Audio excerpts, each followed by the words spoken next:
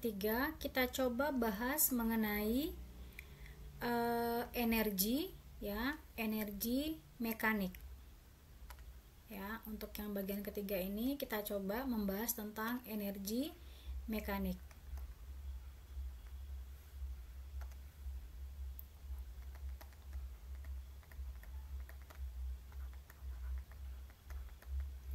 Ini mekanik ya, saya ganti dulu energi mekanik ya.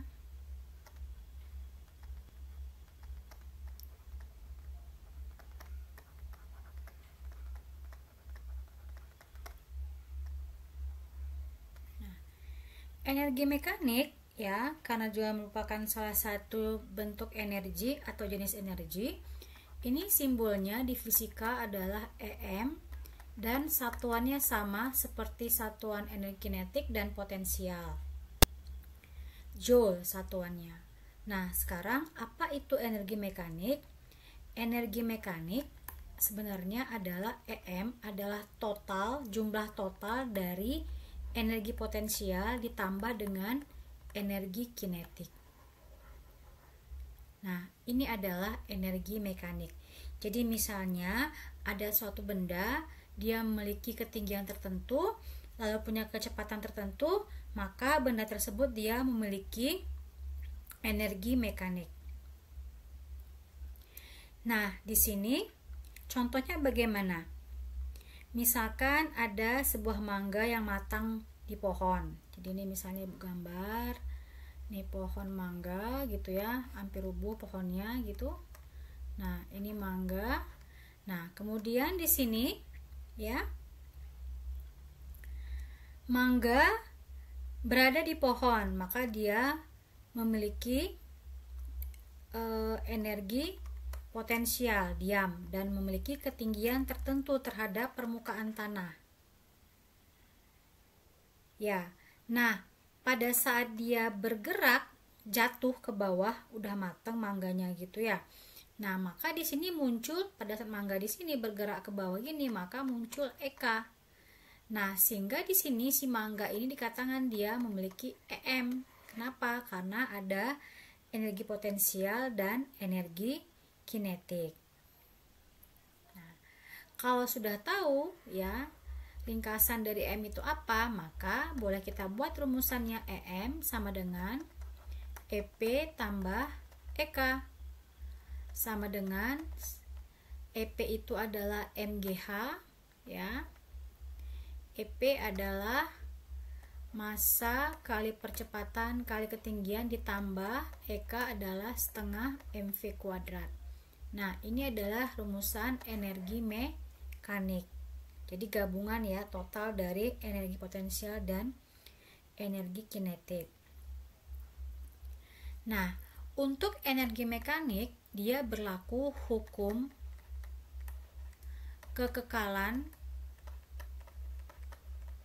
energi ya, energi mekanik. Oke, bagaimana bunyi hukumnya? Yaitu EM1 EM awal sama dengan EM akhir atau EM2. Nah, ini rumusnya. Hukum kekekalan energi mekanik. Selanjutnya, ini bisa kita jabarkan karena EM adalah total dari EP plus EK. Kita buat di sini EP karena kita ada indeks 1, EP1 plus EK1 sama dengan EP2 ya, energi potensial 2 atau akhir ditambah energi kinetik kedua atau akhir. Nah, ini adalah rumus hukum kekekalan energi mekanik. Sedangkan yang di awal adalah rumus hukum sedangkan yang ini adalah rumus untuk energi mekanik saja. Ini adalah rumus hukum kekekalan energi mekanik. Nah, sekarang kita coba contoh ya di sini. Ya. Ada contoh soal nomor 4 dari soal yang sudah saya share ya. Kita lihat di sini. Oke, kita coba ya nomor 4. Ini dia membahas tentang energi mekanik. Diketahui apel dengan massa 300 gram, berarti diketahui ada buah apel ya dengan massa 300 gram jatuh dari pohon pada ketinggian 10 meter. Jika besar gravitasi G ya, G sama dengan 10 meter per second kuadrat, hitunglah energi mekanik pada buah tersebut, berarti EM. Nah, sekarang kita jawab ya. Berarti EM sama dengan EP tambah EK. Nah, kita masukkan angka-angkanya, substitusikan ke rumus. Buat dulu aja rumusnya ya, tambah setengah MV kuadrat. Nah, massa di sini berapa?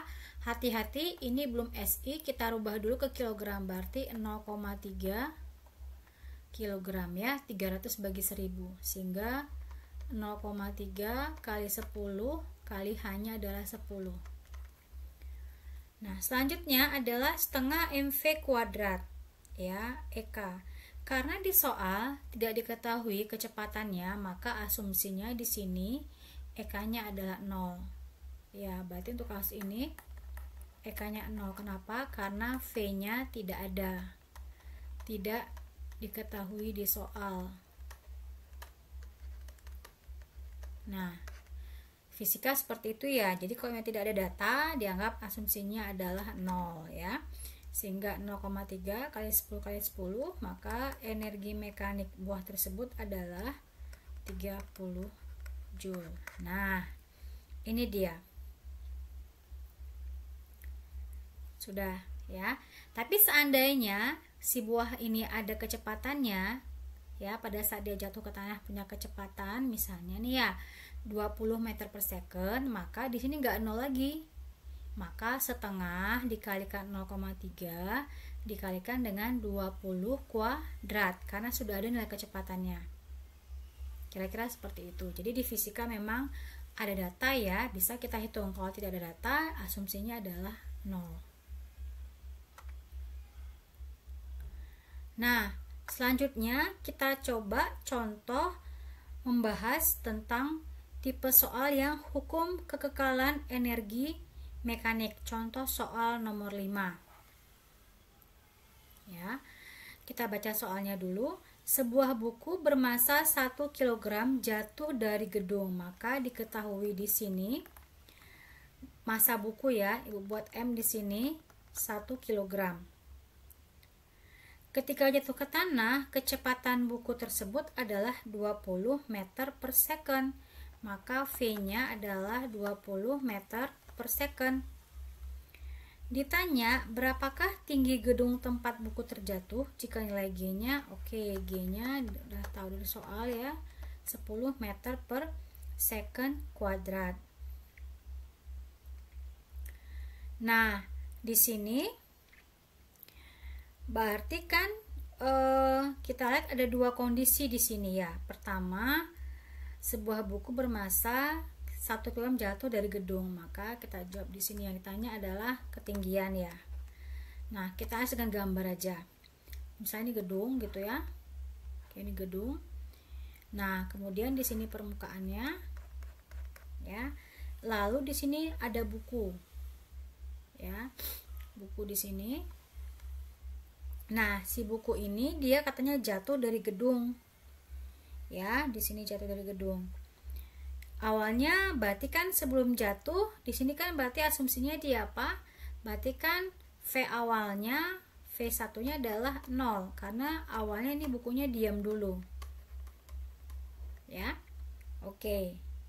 Karena di sini V1 0 ya, otomatis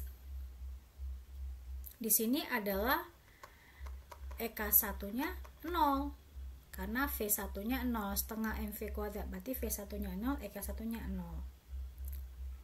Sudah? Nah, lalu di sini EP EP2-nya ya. Jadi di sini pasti dia berlaku hukum kekekalan energi mekanik. Ya, ini pasti kalau seperti ini berlaku hukum kekekalan energi mekanik. Kenapa? Ada kondisi before and after-nya. Ada kondisi sebelum jatuh dan jatuh. Ya, maka di sini berlaku hukum kekekalan energi mekanik. Hukum kekekalan energi mekanik, di mana rumusnya adalah EM1 sama dengan EM2. Ya. Nah, berarti kita buat dulu rumusnya di sini. Ya. EP1 tambah EK1 sama dengan EP2 tambah EK2. Nah, berarti di sini M1 kali G kali H1 tambah setengah MV1 kuadrat sama dengan, saya pindah ke bawah, M2 karena masanya sama buku ya, berarti M1 juga ya, karena bukunya sama ya, masanya benda yang sama, berarti ini adalah M1 juga, berarti M1 kali G kali H2 tambah setengah MV2 kuadrat. Nyambung ini dek, M1 kali G kali H1 tambah setengah M1 V1 kuadrat sama dengan, ini yang EP2 EK2 ya, M1 kali G kali H2 tambah setengah M1 V2 kuadrat. Kenapa M nya sama? Karena bukunya sama ya.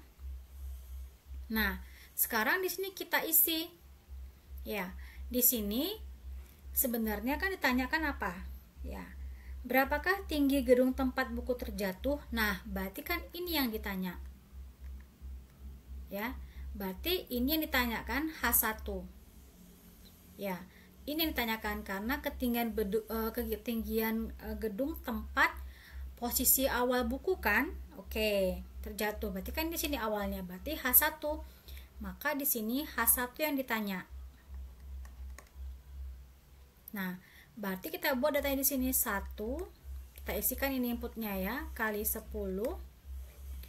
H1 yang ditanya. Nah, karena ini tadi Bu bilang ya, bukunya masih diam, posisinya belum bergerak ya, masih diam, maka V1 nya 0. Karena V1 nya 0, maka di sini EK1 nya 0 ya. Jadi ini kondisi awal ya, kondisi awal sebelum bukunya terjatuh ya, dia masih diam, belum bergerak. Nah, EP2 gimana? Kan buku ini jatuh, pada saat jatuh memang di sini kan sudah di permukaan tanah kan, maka EP2 nya 0 karena di permukaan 0, karena H2 ini 0, karena memang dia asumsinya adalah, ini kan acuannya ya, kayak misalnya laut itu means level 0 di sini ya, maka EP2 nya adalah 0 karena tidak ada ketinggian ya, buku sudah jatuh ke lantai, gimana hitung ketinggiannya ke tanah gitu ya. Oke, ditambah, nah yang ini tadi V nya berarti pada kecepatan pada saat buku terjatuh ya, berarti setengah, ibu pindah ke bawah, masanya adalah 1 kalikan dengan 20 kuadrat. Jadi yang ini itu adalah EP1 tambah EK1, yang ini yuk sambung ke bawah adalah EP2 tambah EK2. Nah, sehingga di sini buat kita proses 1 kali 10 kali H1 adalah 10 H1. Ini 20 kuadrat 400 bagi 2, ini 0 ya, tambah 0 sama dengan berapa? 200 ya. Sama dengan 200. Nah, 200 di sini. Maka H1-nya adalah 200 dibagi 10. Maka H1-nya adalah coret-coret ya, dapatkan 20 meter. Maka ketinggian gedung ini ya, tempat ketinggian buku ini di gedung ini adalah 20 meter. dari permukaan tanah ya. Oke, ini biasanya soal-soal yang model seperti ini yang sering keluar untuk tipe soal energi mekanik, hukum kekekalan energi mekanik. Nah, semoga membantu. Silakan dianalisis dulu ya satu-satu. Ini memang butuh sedikit kalau perlu digambar ya.